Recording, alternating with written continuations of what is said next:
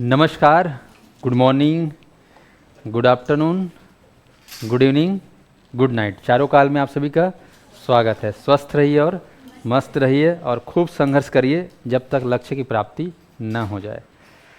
तो आज हम लोग सीडीपी की बेसिक क्लास में कल जो पढ़ रहे थे उसको कंटिन्यू करते हुए फिनिश करने के लिए भिड़ेंगे। आज कल पढ़ा रहा था मैं शैशवावस्था के बारे में, क्या है उनकी प्रमुख विशेषताएं।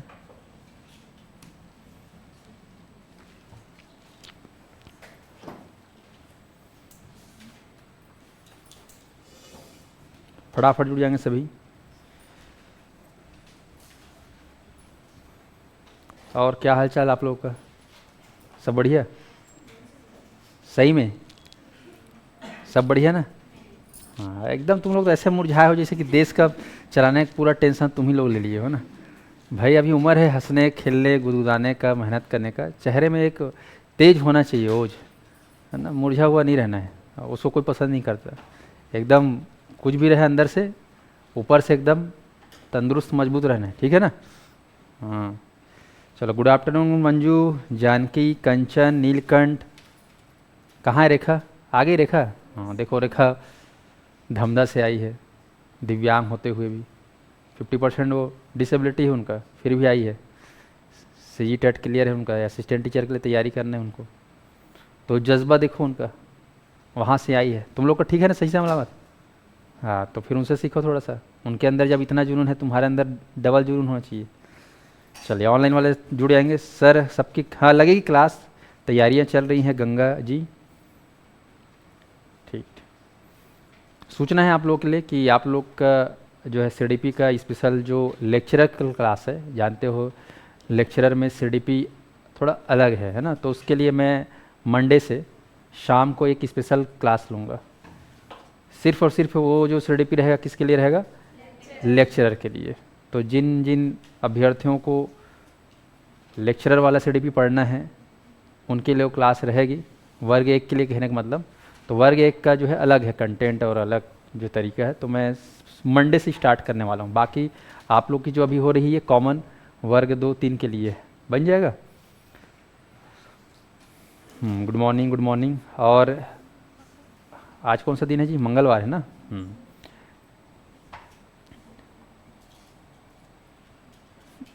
आज या कल में मेरा सीडीपी का एक नया पैकेज लॉन्च हो रहा है, ठीक है। और साथ ही साथ पेडागोजी का स्पेशल जो है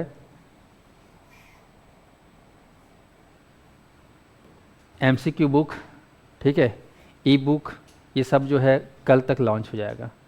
तो जिनको स्पेशल है उसमें और अच्छा समझ मेहनत करना है, अच्छा मटेरियल चाहिए, तो ऐप पर अवेलेबल रहेगा। पर जो हमारे संस्थान से पढ़ रहे हैं, जो हमारे संस्थान में एडमिशन लिए हैं, उनको उन चीज़ों की आवश्यकता नहीं है, क्योंकि मैं यहाँ पे क्लास पे सारा चीज़ प्रोवाइड कराऊंगा। मतलब मेरा कहने का मतलब पढ़ाऊंगा मैं ऐसा में, लेकिन अपनी अपनी श्रद्धा भक्ति, आप चाहो तो अलग से ले सकते हो, कोई दिक्कत नहीं। लेकिन मेरी क्लास में सारा चीज़ आप लोगों को मिल जाएगा। तो शुरू करें क्लास को। और शुरू करने से पहले एक और जानकारी, आप जान रहे हो कि हमारे राज्य में सीजी व्यापम का जो एग्ज़ाम लेने का जो तरीका है, उससे कहीं ना कहीं अब प्रतिभागियों को बहुत दिक्कतें हो रही हैं। चाहे वो एग्ज़ाम दिलाने से पहले रूल्स रेगुलेशन को लेकर हो या फिर क्वेश्चन पेपर के तरीक़ों को लेकर। आप देख रहे हो बहुत सारे प्रश्न जो हैं गलत बनाए जा रहे हैं। देख पा रहे हो नहीं देख पा रहे हो? उदाहरण है आपका एडीओ का एग्ज़ाम, जिसमें सीधा सीधा 20 से ज़्यादा प्रश्न, 21-22 प्रश्न क्या हो गया, गलत वो लोग डिज़ाइन किए थे। और उसकी वजह से फिर कितना सारा दिक्कत हुआ होगा और हो रहा है, वो आप लोग समझ सकते हो जो लोग एडीओ दिलाए हैं। मतलब ये बड़ा एग्ज़ाम था जिसमें कॉमन ग्रेजुएशन पर वो एग्ज़ाम था जिसमें बहुत सारे अभ्यर्थी लोग दिलाए थे, कहना चाहिए। तो मैं चाहता हूँ कि पता नहीं छत्तीसगढ़ में कोई एक्शन ले रहा है कि नहीं ले रहा है, लेकिन मेरे को एक्शन लेने का अब शौक़ चढ़ गया है। लेना चाहिए कि नहीं लेना चाहिए एक्शन? क्योंकि मेरे को तो क्या है, यहाँ के प्रतिभागियों का जो बर्ताव है, जो स्वभाव है, वो क्या है, नम्र विनम्र गांधीवादी विचारधारा के हैं, है ना। अच्छी बात है, लेकिन इस विचारधारा के साथ हम चलते रहेंगे तो हर बार ऐसे ही परेशानियाँ होती रहेंगी और हम लोग को ऐसे ही आहत होना पड़ेगा। तो मेरा ये मानना है कि भाई हमारा अधिकार है ना, हमारे लिए बनाया गया हो आयोग, हमारे लिए बनाया गया हो बोर्ड, अच्छी परीक्षा हो, प्रतियोगी परीक्षा स्वस्थ तरीके से हो, इसके लिए बनाया गया है ना। तो उसके जो कार्यशैली है वो भी उसमें गुणवत्ता हो, पारदर्शिता हो।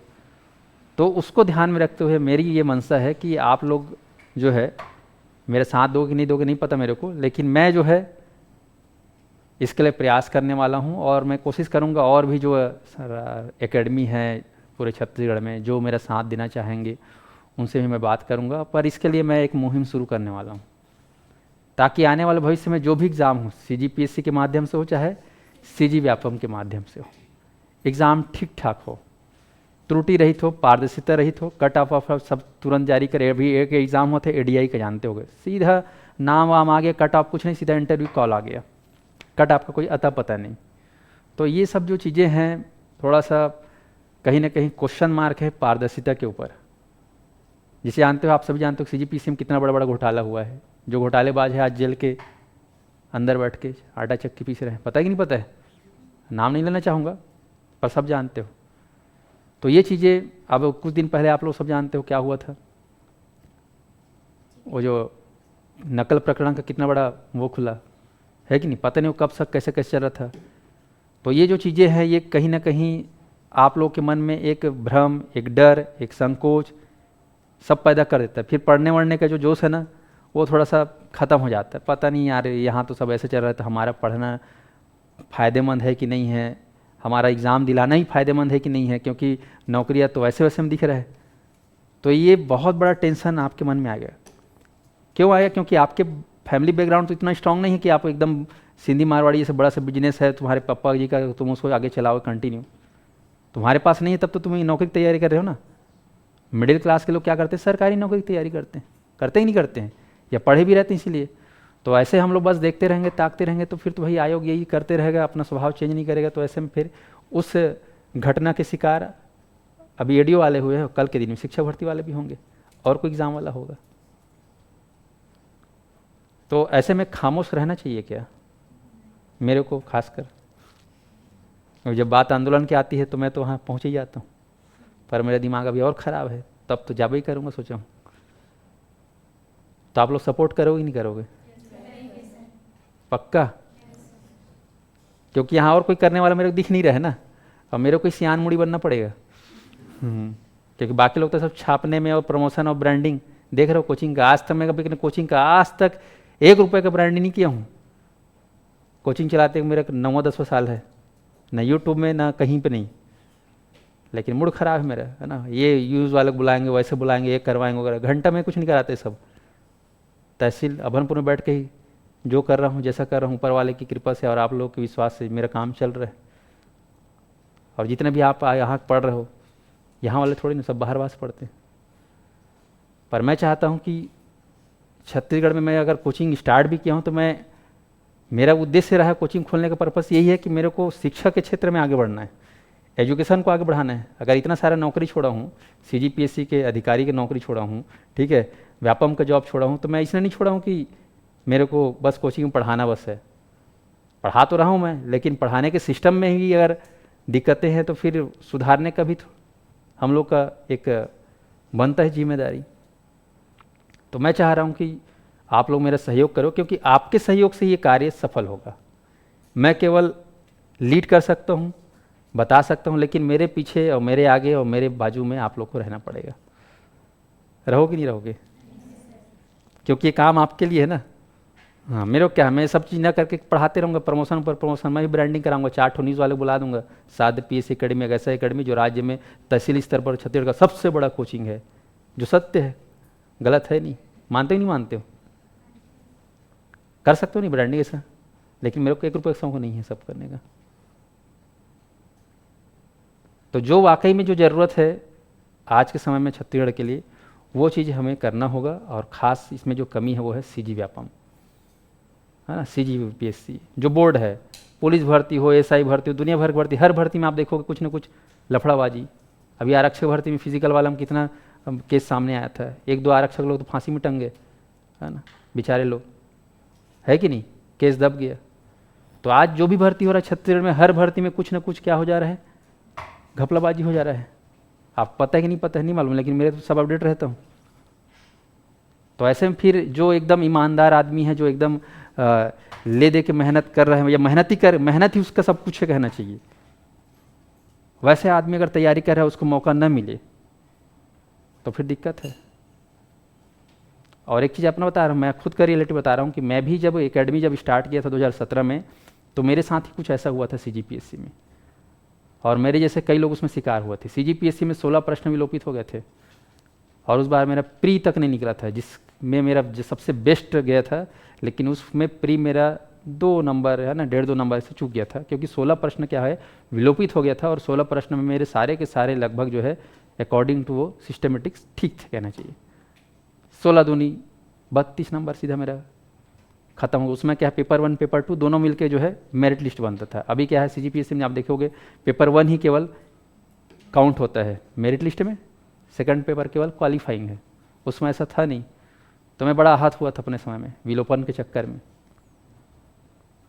तो इस कहना चाहिए हादसे का कह सकते हो या इस घटना का शिकार मैं खुद मानता हूँ अपने आप को, क्योंकि मेरे को CGVAPAM का कर्मचारी बनना ही नहीं था। 5 नौकरी मैं ऐसे ही छोड़ के आया था।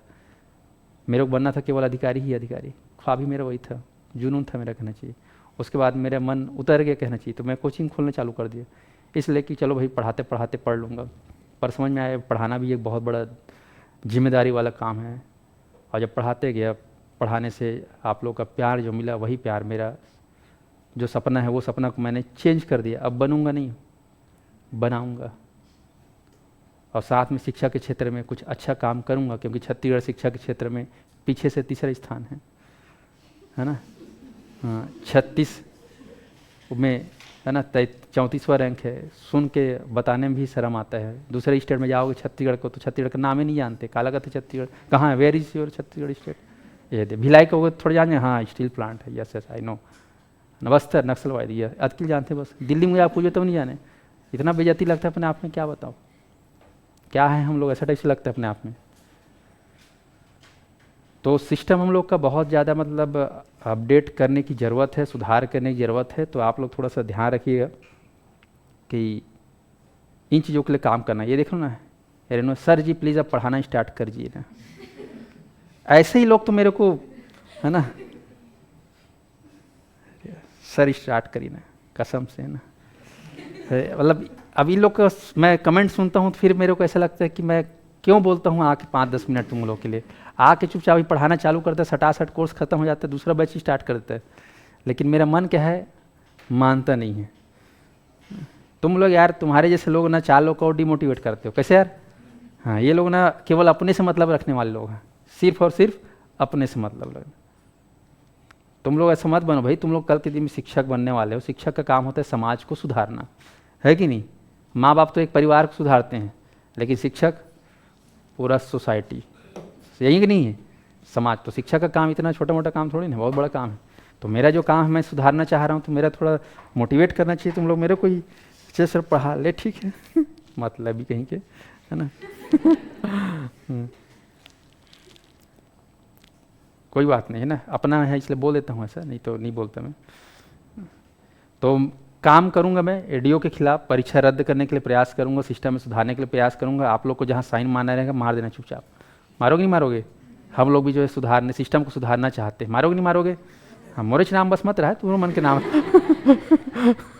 हाँ, क्या मतलब अपना नाम हो जाए कि हमारे सरकार की यह भी हो ही नहीं, जिहाँ रखे मन है वह कम पड़ जाए, समझिए बात ले।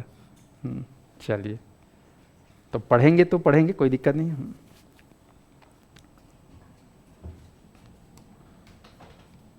चलिए, तो सीडीपी में हम लोग ये 3 अवस्थाओं के बारे में पढ़ रहे हैं। शैशवावस्था के बारे में लगभग बता दिया था।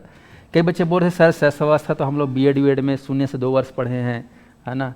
वो सब जानता हूँ मैं भी, लेकिन उसको अभी नहीं पता। अभी मैं जनरल फॉर्म में बताया हूँ ना, ये जो शैशवावस्था है, बाल्यावस्था 0 से 6, 6 से 12, 12 से 18, 18 से ऊपर, ठीक है। शैशवावस्था 0 से 6 को किसके अनुसार कितना माना, ये सब अभी पढ़ेंगे डिटेल में। अभी सिंपल क्या मानना है, शैशवावस्था 0 से 6 वर्ष, प्रारंभिक अवस्था, बाल्यावस्था कह सकते हो, 0 से 6 वर्ष। स्पष्ट है? चलिए, तो इसके बारे में जो मैं लिखवाया था ये सब रिवीजन मान लिए हो ना। अब आते हैं अगला अवस्था। कौन सा अवस्था बताओ? बाल्यावस्था। पर एक चीज़ और कर लेना तुम लोग, एग्ज़ाम में जो बहुत पूछता है, शैशवावस्था को लेकर कुछ महत्वपूर्ण कथन हैं, महत्वपूर्ण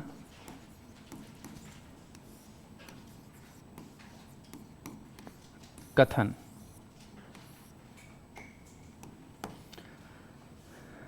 कौन सी अवस्था को लेकर? शैशवावस्था। अक्सर एग्ज़ाम में प्रश्न आता है कि इस कथन को किस अवस्था के लिए कहा गया है, या इस कथन को किसने कहा है, ऐसा करके सवाल आता है। 4-5 तो कथन कम से कम आपको मुँह जुबानी रटा होना चाहिए, तो ऑनलाइन वाले इसको रट लेंगे। जैसे कि लिखेंगे खतरनाक अवस्था,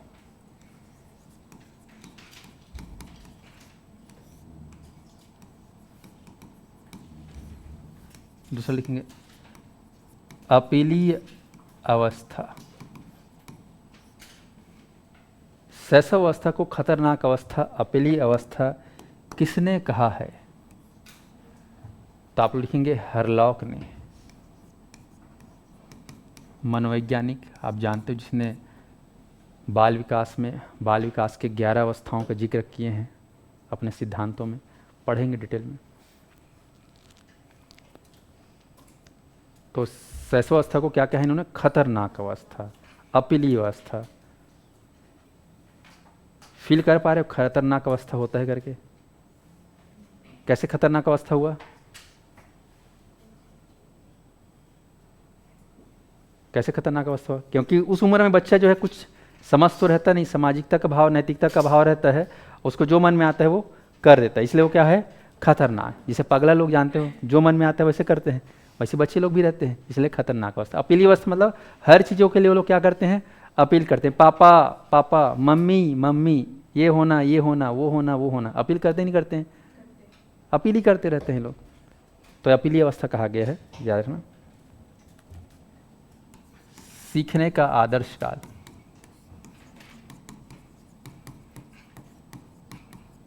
सीखने का आदर्श काल लिख लेंगे। सीखने का आदर्श काल किसने कहा है?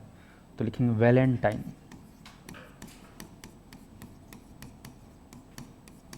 वैलेंटाइन ने क्या कहा है? शैशवावस्था को सीखने का आदर्श काल।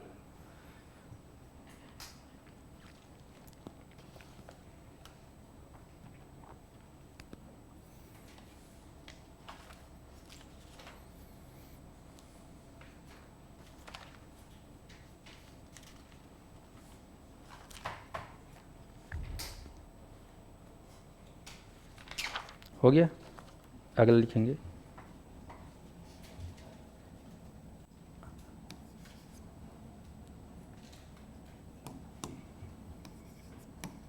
अजीबोगरीब अवस्था, अजीबोगरीब अवस्था। अगला लिखेंगे जीवन का महत्वपूर्ण काल,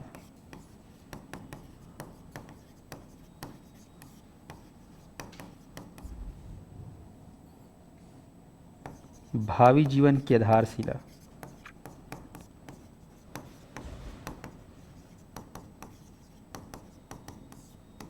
भावी जीवन की आधारशिला।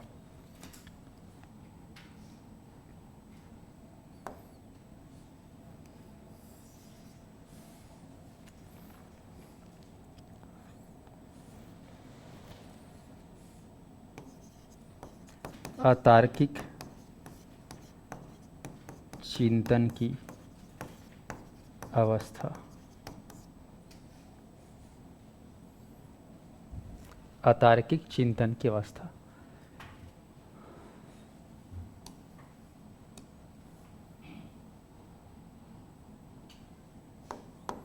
अब ध्यान दीजिए, लिख लिया आप लोग? देखो अजीबोगरीब का मतलब क्या होता है कि अजीबोगरीब को और नाम बोलोगे सरप्राइज चीज़, सरप्राइज मतलब समझे, अजीबोगरीब, अचानक भयानक, अजीबोगरीब और तरह टाइप से। तो आप जानते हो बच्चे लोग का कोई ठिकाना नहीं, कुछ भी कर सकते हैं, कुछ भी कर सकते हैं, कुछ भी सोच सकते हैं, कुछ भी बोल सकते हैं, तो क्या हो जाता है अपने लिए? अजीबोगरीब। आप जो सोचे भी नहीं रहे वैसा बच्चा कर सकता है, कोई ठिकाना नहीं, तो हमारे लिए क्या हो गया? अजीबोगरीब। दूसरा क्या है? जीवन का महत्वपूर्ण काल, जहाँ बेस है, यहीं पे तो फाउंडेशन बनता है 0 से 6 वर्ष में, तो इसलिए महत्वपूर्ण काल, भावी जीवन की आधारशिला है। जानते हो भविष्य के लिए क्या है, आधार बनता है। अतार्किक चिंतन, अतार्किक चिंतन मतलब बिना तर्क के कुछ भी वो लोग सोचते रहते हैं। जैसे आप लोग लॉजिकल बातें करते हो, बड़े हो गए ना, तो कोई भी बात जो है कुछ लॉजिक के माध्यम से करते हो, ऐसा नहीं कि उल जलूल बात करते हो। और बच्चे लोग क्या है, कोई भी बोलेंगे, कोई भी सोचेंगे, कुछ भी वो सोचेगा, कुछ भी बोलेगा, वो बिना किसी वैज्ञानिक तथ्य के आधार पर कुछ भी बोल सकता है। बोले मैं मम्मी प्रधानमंत्री बनूंगा, है ना, फिर आपके लिए गाड़ी ले दूंगा, ये दे पापा, मैं ना वो बनूंगा, आपके लिए कर दूंगा।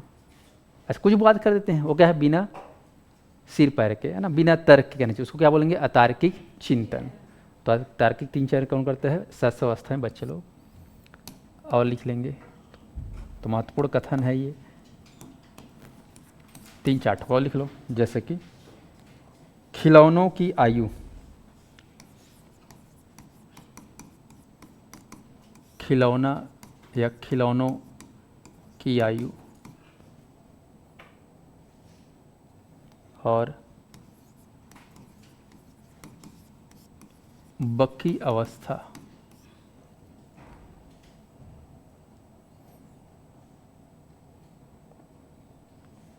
ये हो गया है ना, बकी अवस्था। इतना कम से कम आप लोग लिखे रहना।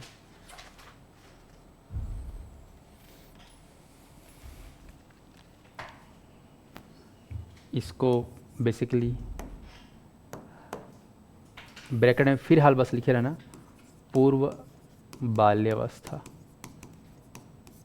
खासकर 0 से 3 वर्ष में ज़्यादा देखने को मिलता है। शैशवावस्था का जो फर्स्ट पार्ट है, या पूर्व शैशवावस्था भी बोल सकते हो, या पूर्व बाल्यावस्था फिलहाल के लिए, खिलौनों की आयु या फिर बक की अवस्था। अब 2-3 साल 4 साल के बच्चे लोग क्या, खिलौना से ज़्यादा उनका लगाव रहता है। फिर धीरे से खिलौना, छोटे छोटे खिलौने से उनका मोह क्या है, भंग होते जाता है। तो शुरुआत के जो दौर है वो खिलौनों की अवस्था बोल सकते नहीं, खिलौनों की आयु। और उसके बाद क्या, बक की अवस्था मतलब समझते हो? हाँ, क्या फर्स्ट टाइम बताओ? हाँ, बक की अवस्था मतलब बच्चे लोग देखो बोलना चाहते हैं लेकिन बक्का नहीं फूटता है, गाँव में बोलते हैं। हाँ, बोलना चाहते हैं, वो बोलना कुछ और चाह रहे हैं, मुंह से कुछ और हो गया, है ना। आप भी सुन के आ जाओ, वो अक्षक आ जाओ, क्या बोलना चाह रहे हैं, बक्की अवस्था बोलते हैं उसको। बोलने का प्रयास करेगा, है ना, लेकिन बोला नहीं पाएगा, साउंड या फिर कह सकते हो शब्द उल्टा पुल्टा निकलने लगता है। तो क्या बोलोगे उसको, बक्की अवस्था। बोलेंगे बक्की लगा के, या और देखेंगे भी एकदम बक्की लगा के, ठीक है।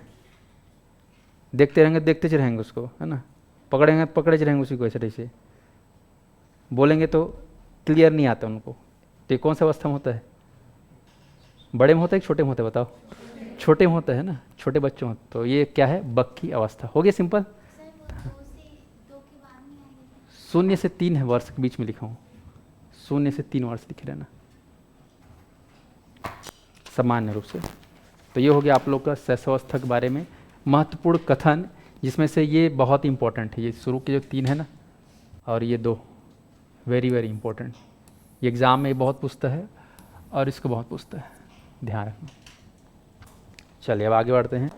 अगला अवस्था है शैशवावस्था के बाद दूसरा अवस्था क्या है भाई, बाल्यावस्था।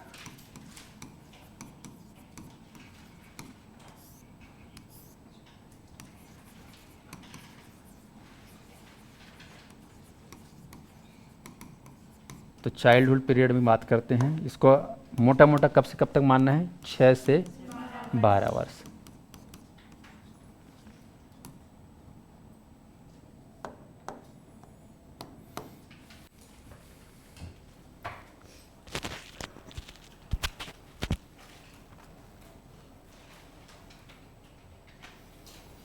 आगे बढ़ते हैं, तैयार हो बाल्यावस्था के लिए? अच्छा, मेरे मन में एक विचार आ रहा था, आज तारीख जो है अब अगस्त में आ गए हम लोग। अगस्त कितना दिन बचे हैं, मान के चलो 10 दिन बचा हुआ है, उसके बाद 5 दिन और बचा हुआ है। 15 दिन मैं थोड़ा वेट कर रहा हूँ। 15 दिन बाद अगर आप लोग का नोटिफिकेशन नहीं आता है तो हम लोग चुपचाप पढ़ें कि क्या करें?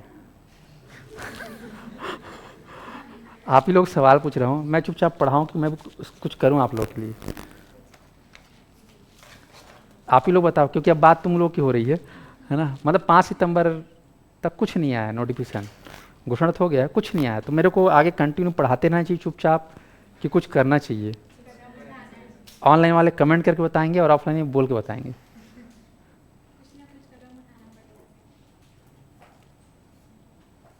देखो अब तुम लोग के लिए कुछ करूँगा तो मेरा टाइम तो लगेगा उसमें, है ना, समय लगेगा, तो मेरे को टाइम, समय, पैसा वैसा कुछ भी जो भी है लगाना चाहिए कि नहीं लगाना चाहिए?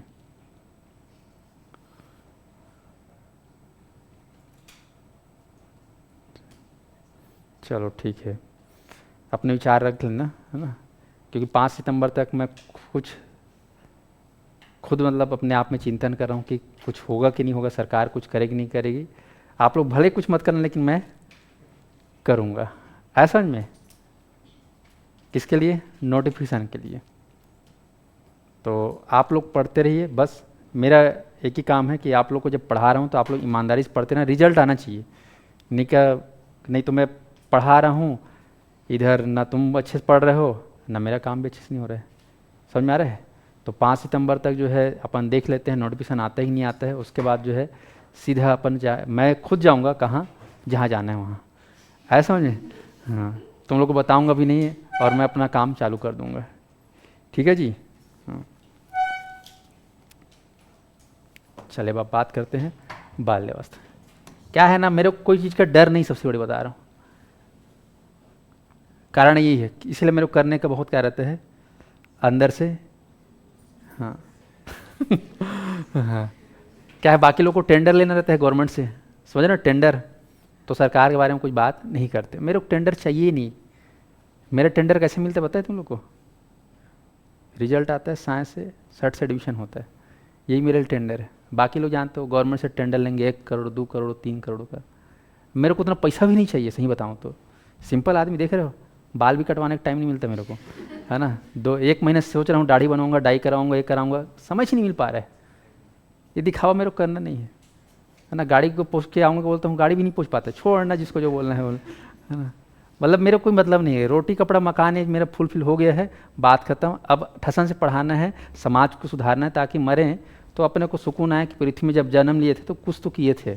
ये मेरा विचार है, क्योंकि यहाँ महल खड़ा करके मैं कोई बहुत बड़ा काम नहीं करूँगा। अकबर लोग बहुत कुछ किए हैं, जानते हो, है ना, उनके खानदान को कोई अता पता नहीं है, हिस्ट्री आप लोग पढ़ लो, है ना, क्या उखाड़ लिए बताओ, लोग कुछ किए, वो लोग कोई मतलब नहीं। समाज के लिए कहते तो वो लोग को दिल से याद करते, है ना, लेकिन बड़े बड़े जो समाज सेवक है वो लोग, उनको दिल से याद करते हो, स्वामी विवेकानंद जी को याद करते हो, करते ही नहीं करते हो, राजा राम मोहन को याद करते हो नहीं करते हो, विनोबा भावे को याद करते हो नहीं करते हो, ज्योतिबा फुले को याद करते हो नहीं करते हो, शिक्षक दिवस में वो सर्वपल्ली राधाकृष्णन को याद करोगे। तो हम कुछ ऐसा करें ताकि हमारे कार्यों को याद करें, चरित्र को याद करें। बाकी दिखावा तो सब लोग कर ही रहे, जान रहा हूँ, तो अपने को सबसे कोई मतलब नहीं।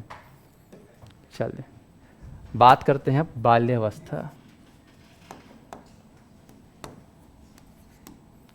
लिखेंगे बाल्यावस्था को लेकर, चाइल्डहुड, क्या क्या जो है इनकी विशेषताएं हैं, तो लिखेंगे आप।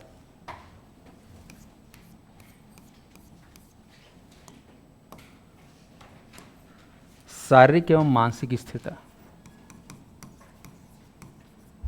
शारीरिक एवं मानसिक स्थिरता कहीं ना कहीं समय के साथ साथ अब थोड़ी सी स्टेबिलिटी आ रही है। शरीर जिस तरीके से तेज़ी से बढ़ रहा था वो अब उतनी तेज़ी से नहीं बढ़ेगा जितना इससे पहले बढ़ रहा था, थोड़ा सा उसमें स्थिरता आ रही है। मानसिकता में भी, है ना, बचपन में बहुत ज़्यादा बच्चे चंचल होते हैं, है कि नहीं, लेकिन वो धीरे धीरे उम्र बढ़ने के बाद उसकी जो चंचलता है वो धीरे से क्या हो रही है, कम हो रही है। इसलिए बोलेंगे शारीरिक और मानसिक स्थिरता। अगला लिखेंगे मानसिक योग्यताओं में वृद्धि, मानसिक योग्यताओं में वृद्धि। पहले छोटा था जो बच्चा शैशवावस्था में, तो उतना ज़्यादा वो मन बुद्धि का विवेकपूर्ण तरीके से उपयोग नहीं कर पाता था, लेकिन समय के साथ साथ उनकी जो सोचने समझने की शक्ति है उसमें कहीं ना कहीं उत्तरोत्तर प्रगति दिखाई दे रही है। तो इसको हम कह सकते हैं मानसिक योग्यताओं में वृद्धि बाल्यावस्था में।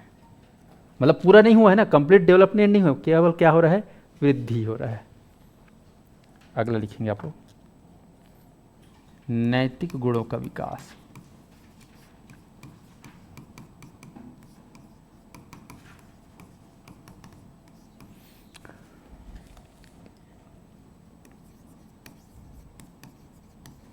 बहिर्मुखी व्यक्तित्व का विकास।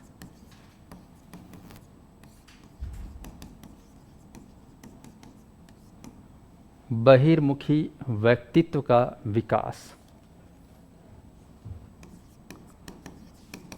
संवेगों का दमन व प्रदर्शन। संवेगों का दमन व प्रदर्शन।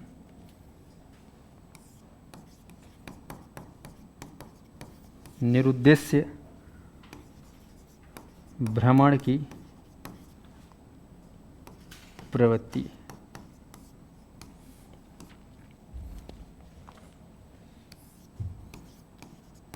जिज्ञासा की प्रबलता।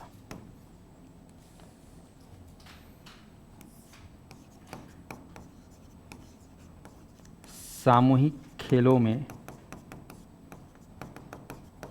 रुचि।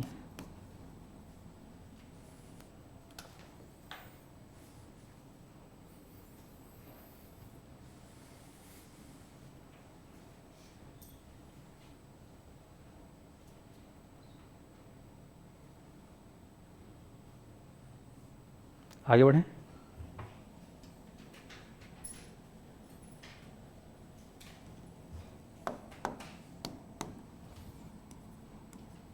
तो चलिए बाल्यावस्था को लेकर हम चर्चा करते हैं।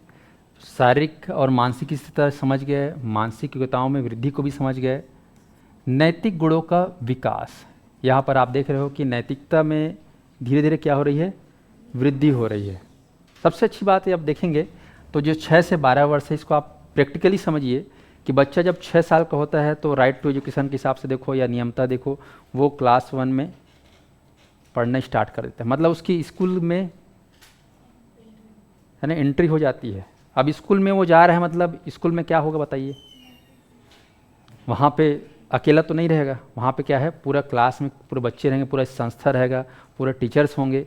तो उसका जो ग्रूमिंग होगा, उसका जो डेवलपमेंट होगा वो उस तरीके से होगा, चाहे वो मानसिक सोच हो चाहे शारीरिक सोच हो, सारा चीज़ वहाँ पे होगा कि नहीं होगा बताओ, 6 से 12 के एज में।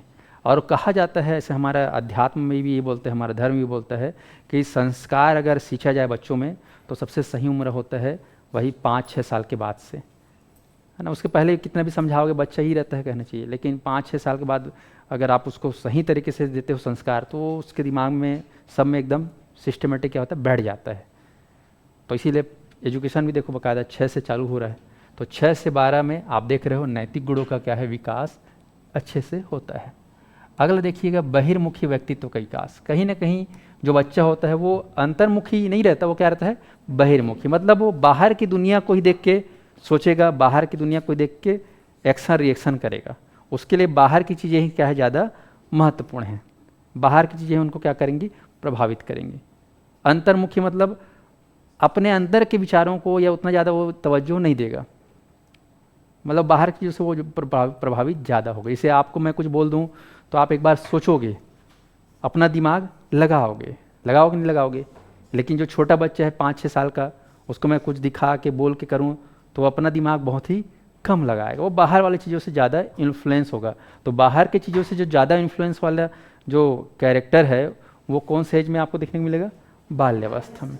अभी प्रौढ़ावस्था में होते हो क्या आप इतना जल्दी, है ना। कोई भी तुमको बोल देगा 1 4 3, यस बोल दोगे, हैं, सोचना पड़ेगा एक बार, है ना। 4 दिन में बताऊंगी, है ना, जो भी है तो ध्यान रखेंगे यहाँ पर। तो बहिर्मुखी व्यक्तित्व का विकास। अगला देखो, संवेगों का दमन व प्रदर्शन। अब यहाँ पर बच्चे जो है, जो भी इमोशन, संवेग आप जानते हो, विलियम मैकडूगल 14 प्रकार का संवेग बताया है। तो ये अवस्था में संवेग का दमन भी कर सकते हैं और प्रदर्शन भी कर सकते हैं। चाहो तो उनके संवेग को आप माता पिता के रूप में, गुरुजी के रूप में दबा भी सकते हो और प्रदर्शन भी कर सकता है बच्चा।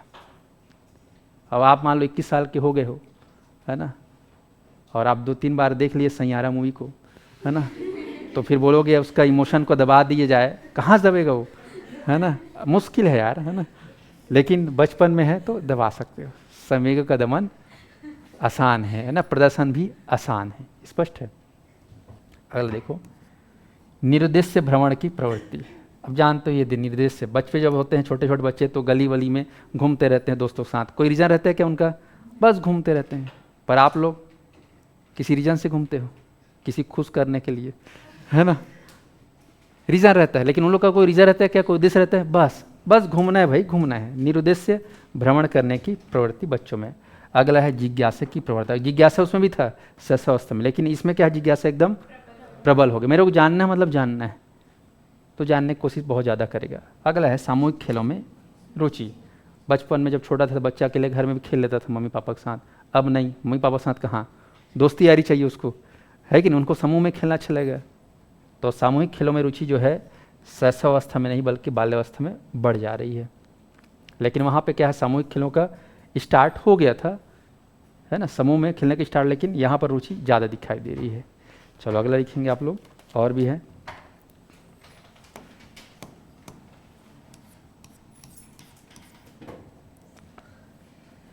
संग्रह करने की प्रवृत्ति।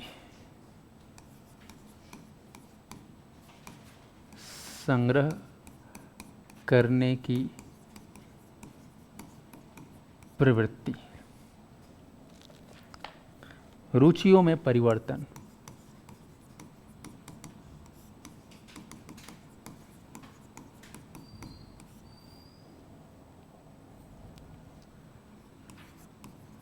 रचनात्मक कार्यों में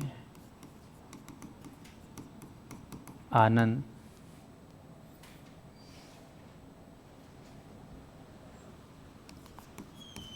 समलैंगिक मित्रता, या फिर कह सकते हो यहाँ पर समलिंगीय समूह की भावना।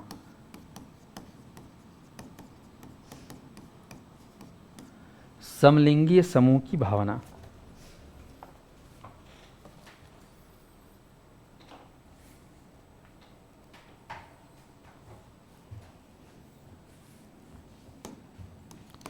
लिख लिए। संग्रह करने की प्रवृत्ति। आप जानते हो जब स्कूल आप गए थे पहले दूसरी तीसरी चौथी, तो लड़के लोग, अब तो क्या है सब चीज़ थोड़ा सा चेंज हो गया कल्चर। पहले हम लोग बाटी खेलते थे, जानते हो बाटी, कंचा जी, है ना, तो बाटी खेलते थे, बाटी जीत, एक से पैसा जीत, क्या क्या जीत होता था पहले। अपन क्या है ना, हाँ जो भी चीज़ है उसको हम लोग क्या करते थे, इकट्ठा करते थे। मैं तो अपना बता रहा हूँ, मैं ना 2-3 डब्बा क्या कहना चाहिए, इकट्ठा कर लेते बाटी में। फिर मैं सोचा था बाटी आएगा तो मैं साइकिल लूँगा, ये लूँगा, वो लूँगा, ये करूँगा, मतलब अपने आप को वो करोड़पति टाइप का सोचना चालू कर दिया था बाटी के दम पे। ऐसा मतलब कल्पना शक्ति, तर्क शक्ति था बचपना का, बता रहा हूँ। तुम लोग भी ऐसा सोचे रहोगे ना, अरे धीरे धीरे इकट्ठा करके ऐसे करेंगे करके। तो यहाँ पर वो रहता है संग्रह करने की प्रवृत्ति। अगला है रुचियों में परिवर्तन। आप जानते हो बाल्यावस्था में रुचि बनने में देरी नहीं लगता और चेंज होने में भी देरी नहीं लगता है कि नहीं। तो रुचियों में परिवर्तन। रचनात्मक कार्यों में आनंद, कुछ बनाने में उनको क्या लगता है, आनंद आता है। कुछ चाहे पेंटिंग हो, चाहे लिखना हो, चाहे कुछ बनाना हो, रचनात्मक कार्यों में आनंद आने लगता है बाल्यावस्था में। और एक खास आप देखेंगे समलैंगिक मित्रता। बाल्यावस्था में जो है कहीं ना कहीं बच्चे जो होते हैं वो जान जाते हैं कि ये लड़की है और ये लड़का है, तो लड़का लड़कों के साथ रहना पसंद करते हैं, लड़की लड़की के साथ। क्योंकि लड़का लोग क्या है थोड़ा अलग टाइप के होते हैं, उनका सोच, उनका ये है ना ताएं फाएं वाले रहते हैं, और लड़के लोग क्या है थोड़ा शांत स्वभाव वाले रहते हैं। अब हो सकता है कोई लड़की होगी ऐसा शांत स्वभाव नहीं रहे, हर कोई ऐसा, लेकिन अक्सर देखना लड़के लोग क्या रहते हैं, एकदम अतलंगी टाइप से रहते हैं, है ना, तो बदमाश टाइप से रहते हैं। तो लोग का क्या है बदमाश टाइप के बीच में रहना मज़ा आता है, थोड़ा उछल कूद, है ना, वानर दल टाइप का ग्रुप रहते हैं उन लोग का। और महिला लोग का मतलब लड़कियों का, छोटी बच्चियों का थोड़ा सा शांत, उन लोग को डांस वांस, नाचना वाचना, वही है ना, वो जानते हो वो तीजापुरम होता है नहीं, पोला में वो त्यौहार होता है, तो हम लोग बचपन में वो मिट्टी का चूकी वूकी में ज़्यादा इंटरेस्ट रहता है लड़कों को। अरे कहाँ भैया, बैला दौड़ाओ, गेड़ी वो करो इसमें। तो इस टाइप के जो है कारण से जो है कहीं न कहीं वजह से कह सकते हो उनकी जो मित्रता है वो किन में होती है, समलैंगिक में होती है। मतलब वो भाई भाई या बहन बहन में जो है अट्रैक्शन बनेगा या फिर अटैचमेंट बढ़ेगा, तो समलैंगिक मित्रता जो है देखने को मिलता है। तो यहाँ पर आप देख रहे हो बाल्य अवस्था के खास विशेषताएं। दो चार और लिख लेंगे।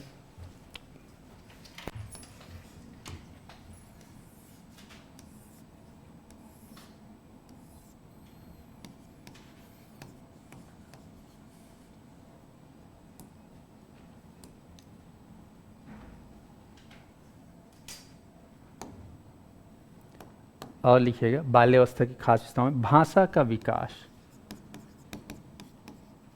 भाषा का विकास।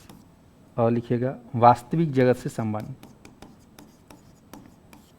वास्तविक जगत से संबंध,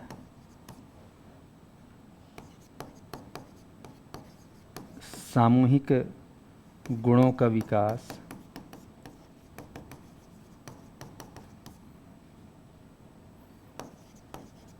यथार्थवादी दृष्टिकोण,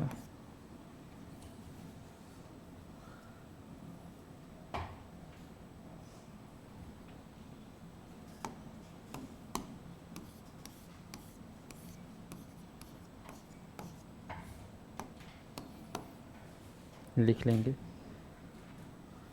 स्थायी भावों का विकास, स्थायी भावों का विकास,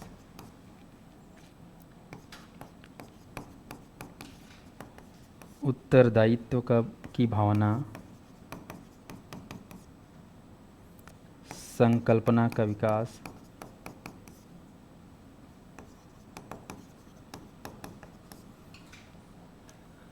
सामाजिक सूझबूझ का विकास,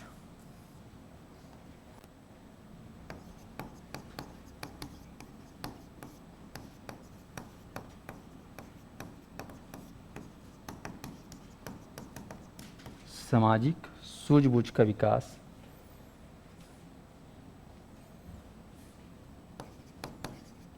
तार्किक एवं वैज्ञानिक कार्यों में रुचि,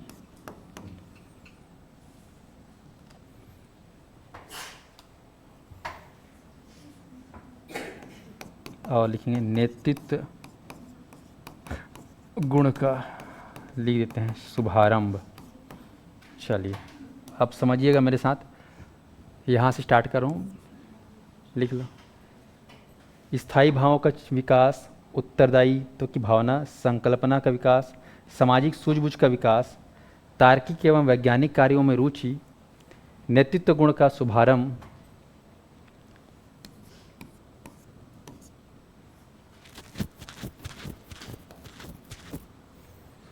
लिख ले, फिर डिस्कस करते हैं।